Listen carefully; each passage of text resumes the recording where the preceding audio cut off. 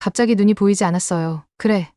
눈이 멀어가고 있어. 얼마 안 남았어. 순간 온몸이 얼어붙었어요. 숨이 막힙니다. 누구와 통화하는 거지?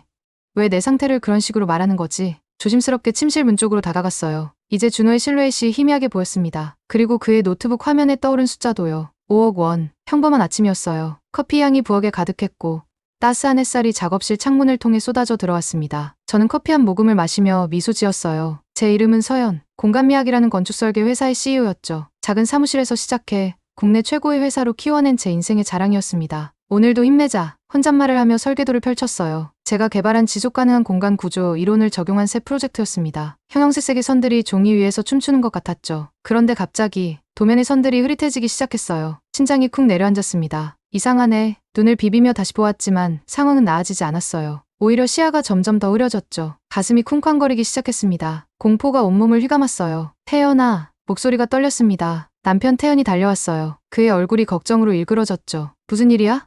얼굴이 창백한데 태연의 목소리에 걱정이 묻어났어요. 도면이 잘 안 보여. 점점 더 흐려져. 제 손이 떨렸습니다. 태연의 따뜻한 손이 제 어깨를 감쌌어요. 병원에 가보자. 지금 당장. 그날 오후 우리는 병원에 갔습니다. 도윤 의사의 진료실에 앉아 있는데 제 심장은 마구 뛰었어요. 검사 결과를 기다리는 시간이 영원처럼 느껴졌죠. 마침내 도윤 의사가 들어왔어요. 그의 표정이 무거웠습니다. 제 가슴에 돌덩이가 얹혔어요. 스트레스성 시각장애입니다. 일종의 돌발성 실명 상태예요. 의사의 목소리가 멀리서 들리는 것 같았어요. 순간 세상이 멈춘 듯 했습니다. 숨이 막혔어요. 시야가 어두워지고 있다니. 건축가에게 시력은 생명과도 같은데. 병원에서 나오는 길. 태연은 제 손을 꽉 잡았어요. 걱정 마. 내가 옆에 있을게. 잠시 회사에서 물러나서 쉬어야 할 것 같아. 그 말에 제 심장이 무거운 돌처럼 가라앉았습니다. 10년 동안 온 열정을 바쳐 일궈온 회사를 떠나야 한다니. 목이 메었어요. 미주도 도와줄 거야. 태연이 덧붙였어요. 박미주. 대학 동기이자 회사의 수석 디자이너였죠. 처음부터 함께했던 친구였습니다. 하지만 어째서인지 그 이름을 듣자 가슴 한구석이 불편해졌어요. 집에 돌아와 침대에 누웠습니다. 머릿속은 복잡했어요. 회사는 어떻게 될까? 제 시력은 회복될까? 미래가 안개 속처럼 불확실했죠. 태연은 매일 아침 웃으며 영양제를 가져다 주었습니다. 이거 먹어. 의사가 추천한 거야. 그의 다정함이 제게 유일한 위안이었어요. 하지만 집 안의 긴장감은 점점 커져갔습니다. 우리는 재혼부부였어요. 제게는 전 남편과의 사이에서 태어난 15살 아들 준호가 있었죠. 태연과 준호의 관계는 늘 불편했습니다. 엄마, 괜찮아요.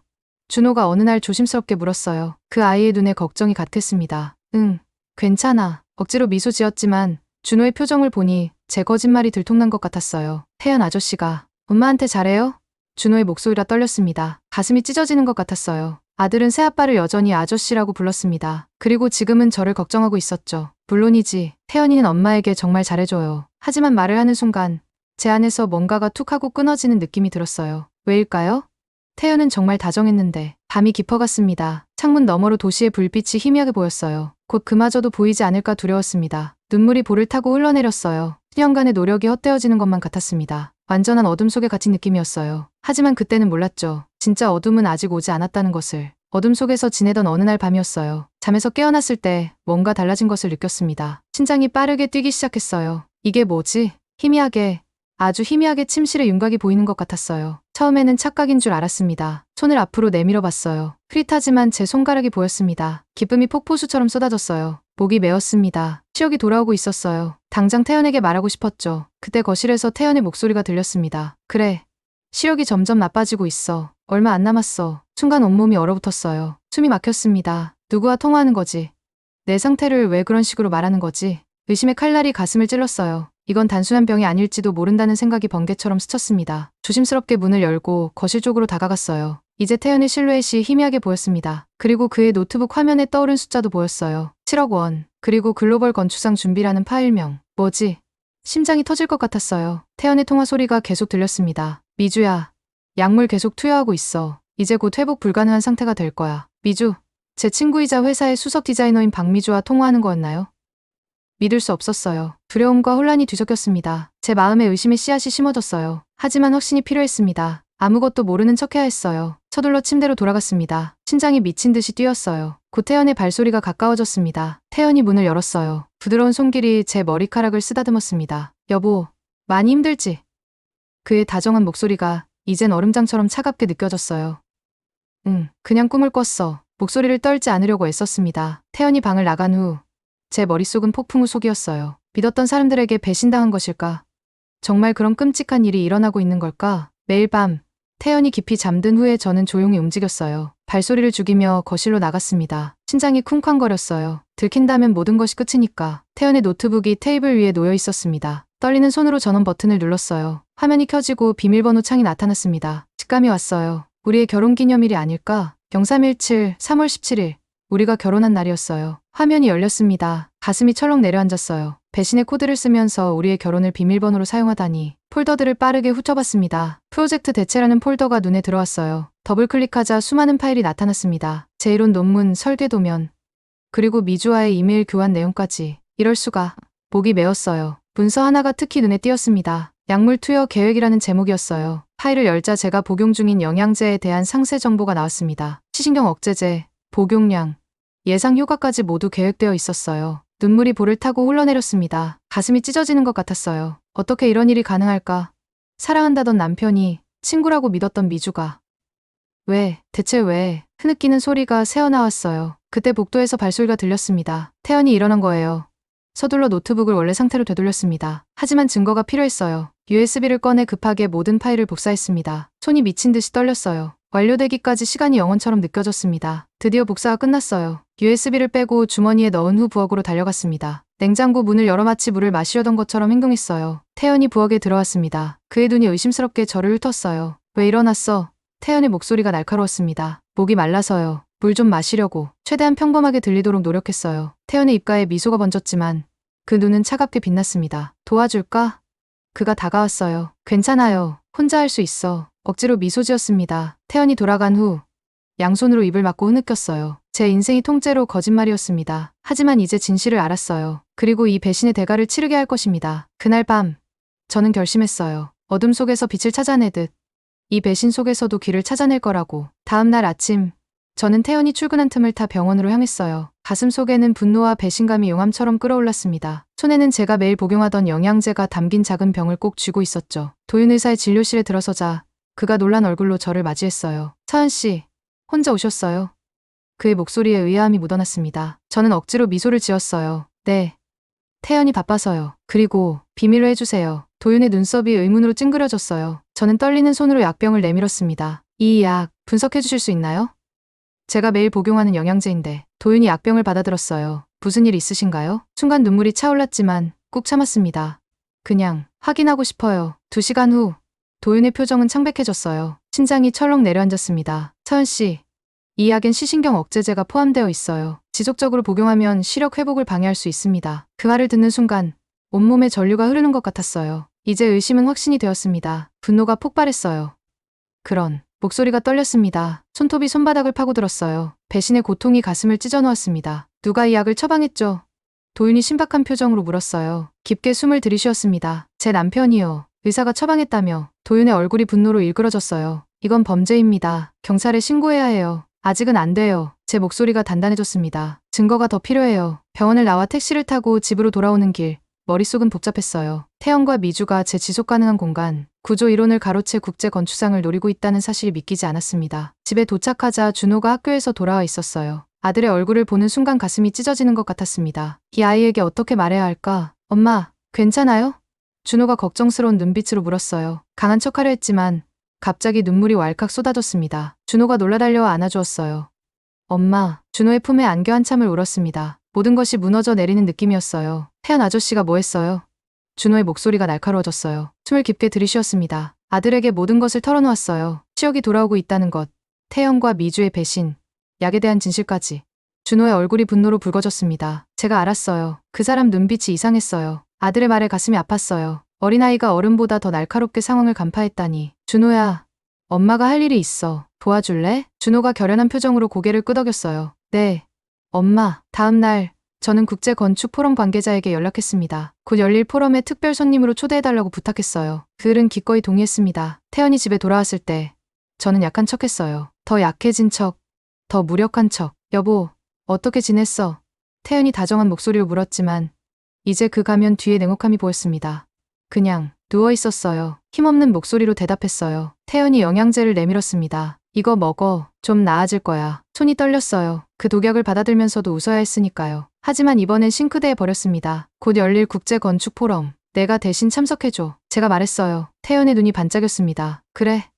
내가 괜찮겠어? 응.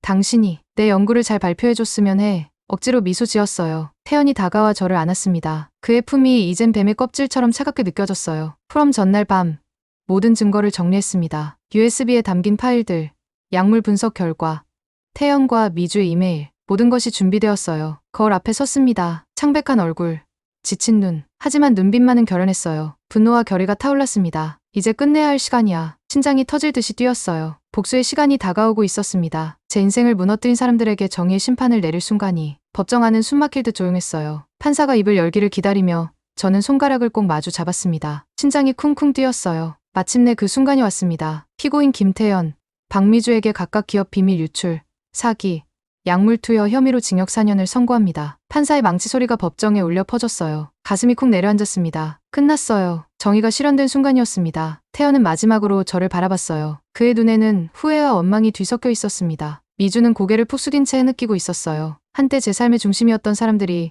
이제는 낯선 죄인이 되어 있었습니다. 서연 씨, 괜찮으세요?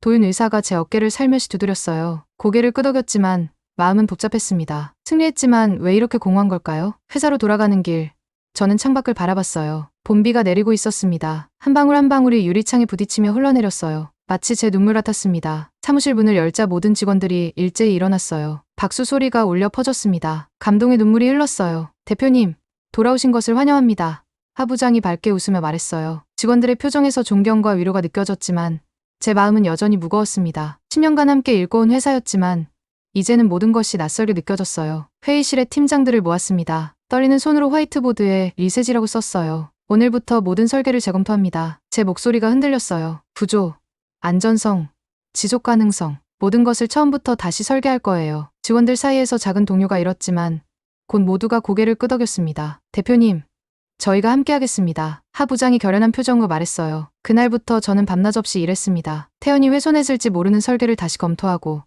더 혁신적인 접근법을 개발했어요. 일에 몰두하는 것이 치유의 방법이라 생각했습니다. 하지만 밤마다 악몽에 시달렸어요. 어둠 속에서 태연과 미주가 웃으며 저를 바라보는 꿈이었습니다. 식은땀을 흘리며 깨어날 때마다 가슴이 무너져 내렸어요. 엄마, 또 악몽 꿨어요?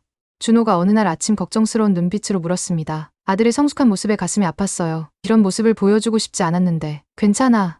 준호야, 그냥 좀 피곤해서 그래. 어느 날 아침 화장실 거울 앞에서 제 모습을 바라봤어요. 창백한 얼굴, 푹 꺼진 눈, 제 눈빛은 생기를 잃어버렸습니다. 거울 속 낯선 여자를 바라보며 문득 깨달았어요. 이렇게 살아서는 그들에게 또다시 지는 거야. 회사로 향하는 길, 작은 결심이 생겼습니다. 오늘은 일찍 퇴근하기로 했어요. 오랜만에 한강공원을 찾았습니다. 봄바람이 얼굴을 스쳤어요. 오랜만에 느끼는 자유로움이었습니다. 그곳에서 우연히 한 포스터를 보게 되었어요. 시각장애인을 위한 건축 교육의 필요성이라는 제목이었습니다. 가슴이 쿵하고 울렸어요. 제가 어둠 속에서 경험했던 그 공포와 고립감이 떠올랐습니다. 누군가는 그 고통을 평생 살아가고 있겠지. 그리고 그들에게 건축 세계는 또 다른 장벽이었을 거예요. 이거다. 그날 밤 저는 노트북을 펼쳐 새로운 계획을 짜기 시작했어요. 공간 나눔이라는 교육센터 구상이었습니다. 장애인들을 위한 건축 교육 공간이었어요. 손가락이 키보드 위에서 춤을 추듯 움직였습니다. 오랜만에 느낀 열정이었어요. 가슴이 뜨겁게 타올랐습니다. 다음 날 아침 회사 임원회의에서 이 계획을 발표했어요. 우리가 가진 기술력으로 더 많은 사람들에게 도움을 줄 수 있을 거예요. 제 목소리에 힘이 실렸습니다. 특히 건축 세계에서 소외된 사람들에게요. 시각장애인들이 어떻게 건축을 배울 수 있을까요?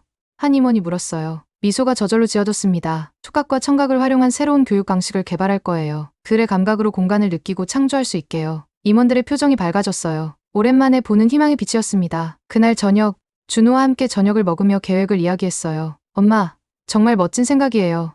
준호의 눈이 반짝였습니다. 저도 도울 수 있어요? 가슴이 따뜻해졌어요. 물론이지. 이건 우리 함께하는 프로젝트야. 창밖으로 별들이 빛나기 시작했습니다. 어둠 속에서도 빛은 항상 존재한다는 것을 새삼 깨달았어요. 공간 나눔을 위한 첫 발걸음을 내디디며 저는 오랜만에 진짜 웃음을 되찾았습니다. 이제 다시 시작할 시간이었어요. 무너진 것을 재건축하는 시간. 공간 나눔 센터 개관식 날. 하늘은 맑고 푸르렀어요. 6개월간의 준비 끝에 드디어 문을 여는 날이었습니다. 가슴이 두근거렸어요. 이곳이 제 새로운 시작이 될 거라는 예감이 들었습니다. 리본 커팅식에서 가위를 들고 있는 제 손이 살짝 떨렸어요. 많은 사람들이 지켜보고 있었습니다. 도윤 의사, 회사 동료들, 그리고 아들 준호까지. 공간 나눔의 문을 정식으로 열겠습니다. 가위가 리본을 자르는 순간 박수 소리가 울려 퍼졌어요. 눈시울이 뜨거워졌습니다. 한때는 모든 것을 잃은 것 같았는데 지금은 새로운 것을 시작하고 있었어요. 그날 저는 수아라는 10살 소녀를 만났습니다. 선천적 시각장애를 가진 그녀는 사회복지사와 함께 센터를 방문했어요. 안녕, 수아야. 난 서연이야. 그녀의 눈높이에 맞춰 앉으며 인사했습니다. 수아는 조심스럽게 고개를 끄덕였어요. 까만 머리카락이 앞으로 살짝 내려왔고 얼굴은 긴장으로 굳어 있었습니다. 여기가 어때? 마음에 들어?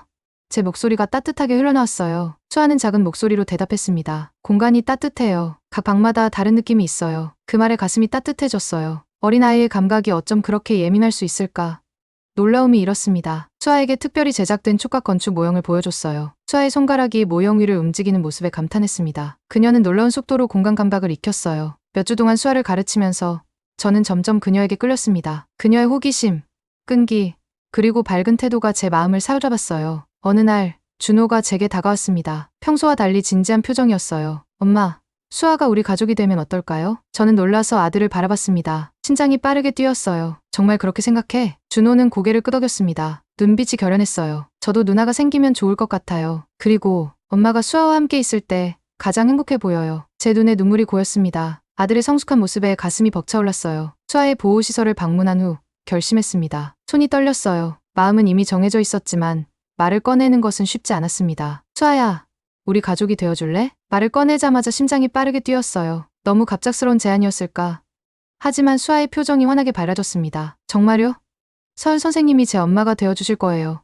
수아의 목소리가 기쁨으로 떨렸어요. 그 순간 제 눈에서 눈물이 쏟아졌습니다. 아이의 순수한 기쁨이 제 마음을 꽉 채웠어요. 법적 절차는 생각보다 오래 걸렸습니다. 하지만 마침내 수아는 우리 가족이 되었어요. 집에 수아를 위한 방을 꾸미는 일은 저와 준호에게 특별한 경험이었습니다. 수아가 처음 집에 왔을 때 그녀는 조심스럽게 모든 것을 손으로 더듬어 보았어요. 그녀의 손가락이 벽을 따라 움직이며 공간을 탐색했습니다. 이게 다 제 거예요.